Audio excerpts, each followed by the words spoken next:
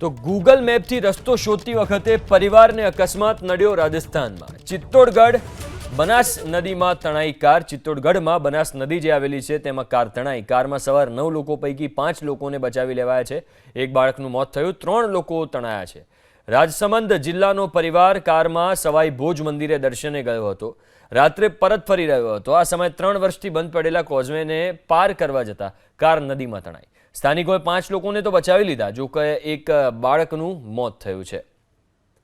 તો તમામ માટે સાવચેતી રૂપ આ કિસ્સો કે ગૂગલ મેપનો તેમણે ઉપયોગ કર્યો રાત્રે અને ગૂગલ મેપ દ્વારા જઈ રહ્યા હતા. એવામાં એક એવો કોઝવે જ્યાં તેઓ પહોંચ્યા જે 3 વર્ષથી બંધ હતો, એની ઉપરથી પસાર થવાનો પ્રયાસ કર્યો ને એવામાં પાણીના પ્રવાહમાં કાર તણાઈ, જેમાં આખો પરિવાર તણાયો હતો. જો કે 5 લોકોને બચાવી લેવાયા છે. અન્ય લોકોની શોધખોળ ચાલુ છે. એક બાળકનું મોત થયું છે.